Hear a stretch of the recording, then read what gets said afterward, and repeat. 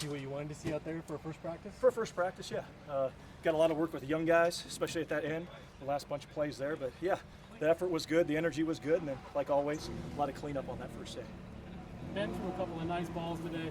What's left to say about that guy and what he brings to this team? Nothing. I mean, we know who he is. He's a great leader, great teammate. He just does everything you ask. So looking forward to seeing how he continues to progress. What will you be looking forward to in that quarterback competition? Like how will guys separate themselves? It's really going to be the consistency of running the offense and making good decisions. Who can do that on a day in and day out basis is what we're really looking for. Trent, what impressed you the most just from spring until now as far as gains guys made in the offseason? Any position group stand out or offense, defense specifically? There were quite a bit of gains across the board from a physical standpoint. And then I was really impressed with how they came together over summer. Their interaction, especially a lot of those guys just met each other in December.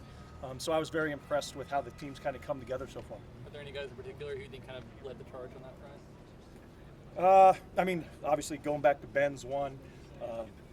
Darius Clemens was one. The new guy that's leading, Hank, is one. Another new guy that's leading. You got Josh Gray, who's been here for a while. Jaden Robinson, Skylar Thomas would be probably the ones that hit my brain right away. What's your favorite part of the defense that you like most about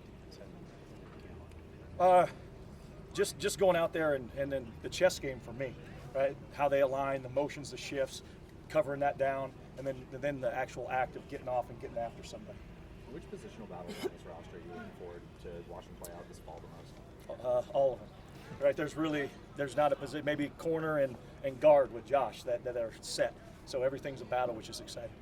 Can you tell us about that sign outside the gate that says "How are you feeling"? Is that you? That's a question for someone else, but I like it. Who should we ask? I'm not sure on that one. Coach, you've been the defensive coordinator, turning that over to Keith. How does that work? Do you maintain a level of involvement in that? You turn it over entirely to him? Do you work together? How does that relationship evolve when that's kind of your area of the team? Yeah, well, it starts with it's Keith, right? And then we work together and talk through things and make sure that it still is under that umbrella of what I want it to look like. But Keith's running it from a day in, day out, putting his spin on it, which, like I said earlier, in the spring, I think is going to help us improve the defense. So I'm looking forward to that. Coach, you brought up Clemens. Just how would you evaluate what he brings, and how do you foresee his role? From a teammate standpoint, he's just a natural leader. He just brings that. The football part has yet to be seen because he's only practiced today. He didn't practice all spring. But from a leadership standpoint, his work ethic, how much he studies, he's always in the building, he brings a ton. Likewise with Josh Gray's resume obviously speaks for itself, but what in particular is he still working on this last year? Well, he played tackle mostly for us, and he wants to move inside, especially for his opportunity at the next level. So he'll play guard center for us and work that to make his, him more valuable at that next level. But he's going to kind of be learning a lot of new things about the inside position as we go through fall camp. How is that transition from what you've seen kind of gone for him? Oh, it'll be easy for him. I mean, Coach Mahalchek did a great job all the time of teaching all those guys all 5 spots. Coach Devan does the same thing, so that transition's not that tough. But it'll take a little work of physically doing it.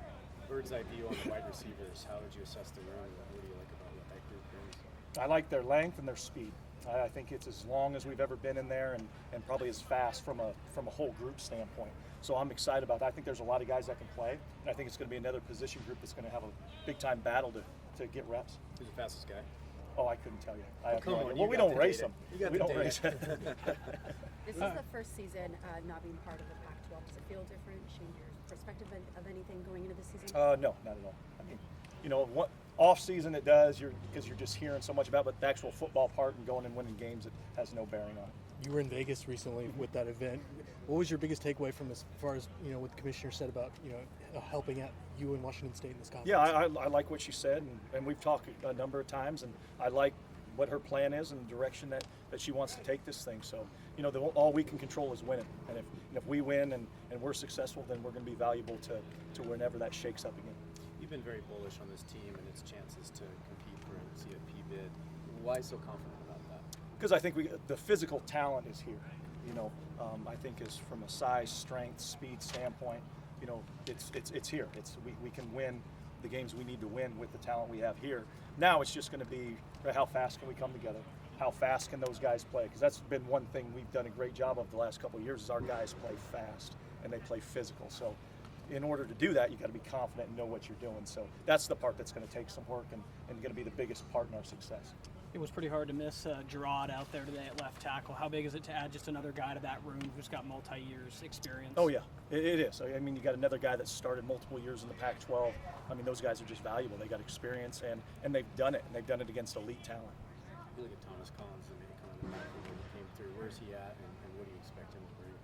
Yeah, I think he'll be very similar to us like Hodgins was a year ago. You know, he's got that twitchiness, that athleticism inside, which I think can give inside guys trouble, especially in pass protection. So he's your starting fullback. No, that he's not, so he doesn't give us that. Where does Jeremiah Noga kind of fit into that receiver group? It's a guy who obviously has kind of had to fight for openings around here. And he's continuing to do that. I think he's right in that mix, you know, and he's going to battle to be a starter. And so that's what he's doing on a day in and day out basis.